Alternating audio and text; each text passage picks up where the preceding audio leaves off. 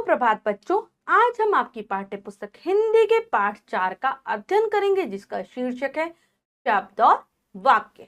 तो चलिए पाठ को पढ़ते हैं और जानते हैं शब्दों के बारे में और वाक्यों के बारे में कि ये क्या होते हैं, किस प्रकार से हम इनका प्रयोग करते हैं अपनी भाषा के अंतर्गत, अपने व्याकरण के अंतर्गत। तो चलिए पढ़ते हैं पाठ को विस्तार पूर्वक।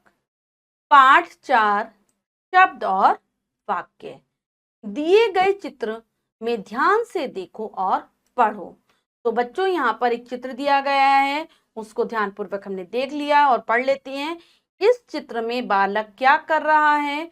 उत्तर, बालक पतंग उड़ा रहा है। तो हमने देखा एक बच्चा पतंग उड़ाने का कार्य कर रहा है। बच्चों, बालक पतंग उड़ा रहा है, यह एक वाक्य है। इसे अलग अलग करने पर हमें निम्नलिखित शब्द मिलेंगे: बालक, पतंग, उड़ा रहा और है। तो ये वाक्य था, हमने इसको अलग अलग करके लिखा तो हमें ये शब्द प्राप्त हुए। ये सभी शब्द हैं, हम पढ़ चुके हैं कि शब्दों का निर्माण वर्णों से होता है। तो हमने क्या जाना कि ये जो हमने देखे थे, बालक पतंग उड़ा रहा है, सभी शब्द हैं। और ये बात हम जानते हैं कि जब हम वर्णों को एक व्यवस्थित क्रम में व्यवस्थित कर देते हैं तो शब्दों की रचना होती है। ये बात हम जानते हैं कि शब्दों का निर्माण वर्णों से होता है। तो शब्द क्या है? दो या दो से अधिक वर्ण मिलकर जब एक निश्चित अर्थ देते हैं तो शब्द कहलाते हैं। जैसे घ जमा अ जमा र जमा अ बराबर घर। जब दो या दो से अधिक हम वर्णों को जोड़ दें और वो हमें एक अर्थ प्रदान करें, निश्चित अर्थ, तो वो कहलाएगा शब्द। जैसे हमने यहाँ पर घ जमा अ जमा र जमा अ जोड़ा तो हमें एक शब्द मिला घर, जिसका एक निश्चित अर्थ है। तो जो परिभाषा होगी बच्चों शब्द की, वर्णों का ऐसा मेल जिसका कोई अर्थ हो, शब्द कहलाता है। कि हमने वर्णों को इस प्रकार से व्यवस्थित किया कि उसका एक अर्थ निकल रहा है, तो वो कहलाएगा शब्द। अब आते हैं शब्दों के प्रकार कि शब्द कितने प्रकार के होते हैं। शब्दों को दो आधारों पर बांटा गया है। तो हमने दो आधारों पर इनको का विभाजन किया है, इनके भेद करे हैं। तो पहला होता है अर्थ के आधार पर और दूसरा होता है प्रयोग के आधार पर। अर्थ के आधार पर जानते हैं शब्दों के भेदों को। अर्थ के आधार पर शब्द निम्नलिखित दो प्रकार के होते हैं। अगर हम अर्थ के हिसाब से देखें तो दो प्रकार हैं। पहला है सार्थक शब्द और दूसरा है निरर्थक शब्द। इन दोनों के बारे में पढ़ते हैं। सार्थक शब्द, जिन शब्दों का कुछ ना कुछ अर्थ निकलता हो उन्हें कहा जाता है सार्थक शब्द। जिनका कोई अर्थ निकले, जैसे लड़का, टमाटर, कबूतर, राजा। तो हमने ये चार शब्द पढ़े हैं बच्चों और इनका कोई अर्थ है, तो ये है हमारे सार्थक शब्द। अब आते हैं निरर्थक शब्द।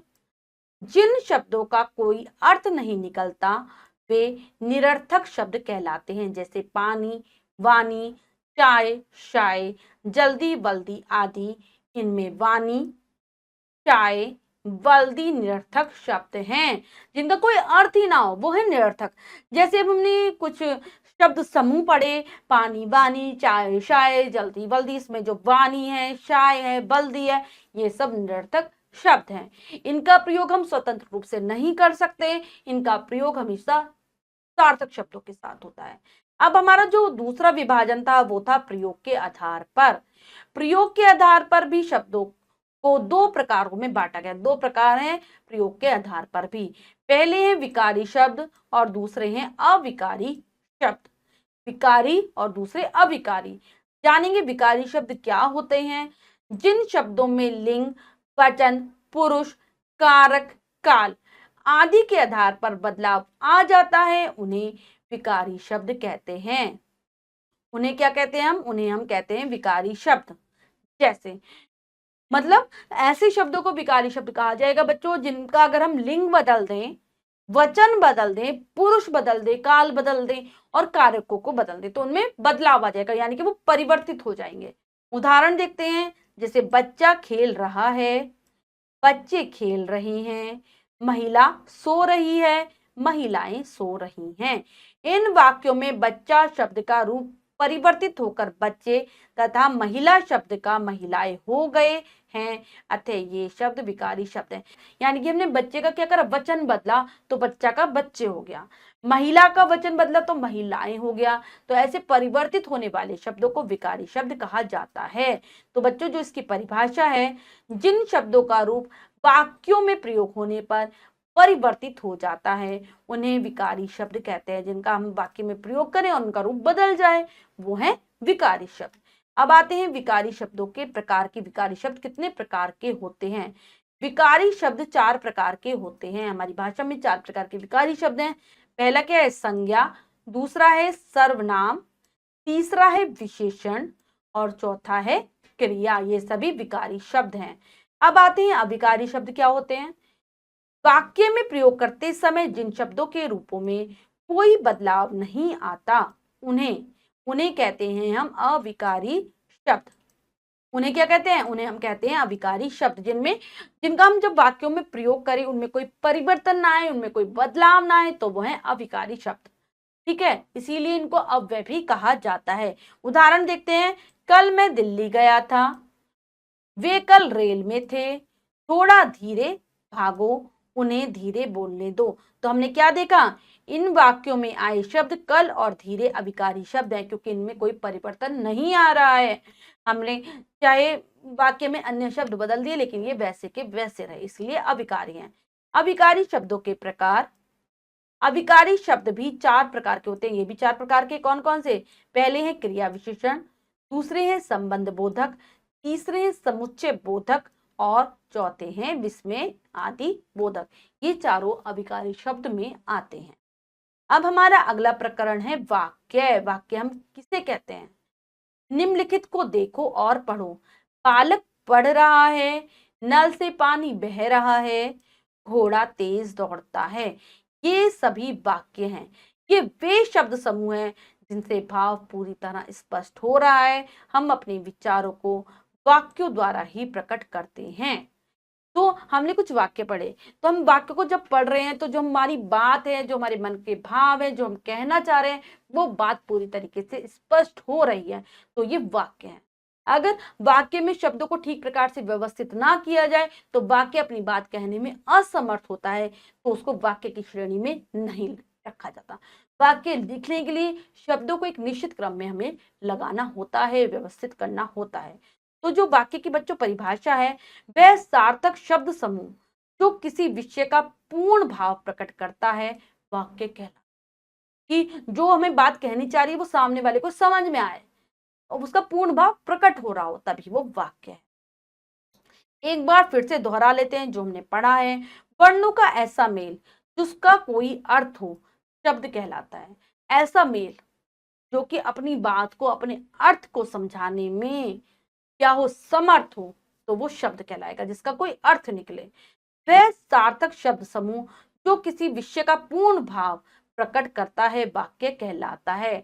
ऐसे सार्थक शब्दों का समूह जिसके द्वारा पूर्ण भाव प्रकट हो वो वाक्य होगा। शब्द 2 प्रकार के होते हैं। इसके आधार पर, अर्थ के आधार पर, सार्थक शब्द और निरर्थक शब्द। तो हमने पाठ को अच्छे से समझकर पढ़ लिया है। अब हम पाठ का अभ्यास कार्य करेंगे। क्या पढ़ा क्या सीखा के अंतर्गत पहला प्रश्न है, निम्नलिखित प्रश्नों के उत्तर लिखो। इन प्रश्नों के उत्तर देने हैं आपको। स्वयं कार्य अपनी अभ्यास पुस्तिका में करना है। बहुत सुंदर सुंदर प्रश्न पढ़ देती हूँ। शब्द से आप क्या समझते हैं? शब्द की परिभाषा लिख देंगे, उदाहरण लिख देंगे 2। शब्द को किन 2 आधारों पर विभिन्न भागों में बांटा गया है? तो दोनों आधार बता देंगे। सार्थक शब्द क्या होते हैं? तो सार्थक शब्द की परिभाषा आ जाएगी। सार्थक शब्द के बारे में जो बताया गया वो आ जाएगा। निरर्थक शब्द क्या होते हैं? अब निरर्थक शब्द के बारे में आ जाएगा। 2 उदाहरण लिख देंगे और फिर वाक्य की परिभाषा लिखो। वाक्य की परिभाषा आ जाएगी। अगला हमारा जो प्रश्न है, निम्नलिखित शब्दों के 3 उदाहरण दो। तो उदाहरण देने हैं। सबसे पहला है सार्थक शब्द जिसका कोई अर्थ हो, जैसे गाय, धूप, पत्ता का कोई अर्थ हो। निरर्थक वाय, बल्दी, वानी। विकारी, विकारी शब्द जो कि बदल जाते हैं, अपना रूप परिवर्तन कर लेते हैं। तो जो जैसे हमारे जितने भी संज्ञा शब्द हैं, जैसे हो गया वह, संज्ञा और सर्वनाम शब्द, वह, राधा, तुम, संज्ञा शब्द हो गए, सर्वनाम शब्द हो गए, विशेषण शब्द होंगे, सब इसमें आते हैं। अभिकारी जिनका परिवर्तन, जिनमें परिवर्तन नहीं होता, कल, आज, धीरे धीरे, ये हो गए हमारे अभिकारी शब्द। अगला है दिए गए वर्ण समूह को व्यवस्थित क्रम में रखकर शब्द बनाओ। तो पहला लिखा है जरसू, तो उसको अगर हम सही क्रम में व्यवस्थित कर दे तो बन जाएगा सूरज।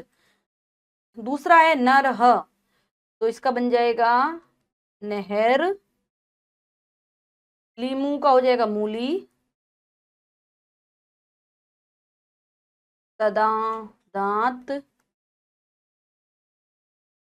कहानी और संतरा। तो बच्चों ये कार्य हमने अच्छी प्रकार से समझकर पूर्ण कर लिया है। बच्चों आज हमने पाठ के माध्यम से शब्द के बारे में और वाक्य के बारे में जाना, और ये भी जाना कि शब्द के कितने भेद होते हैं। आशा करती हूँ आपको पाठ बहुत अच्छे से समझ आ गया होगा। पाठ को फिर से जरूर पढ़ेंगे, शब्द की परिभाषा, वाक्य की परिभाषा आप याद कर लेंगे। मिलते हैं अगली कक्षा में नए पाठ के साथ। तब तक के लिए स्वस्थ रहिए, प्रसन्न रहिए। धन्यवाद।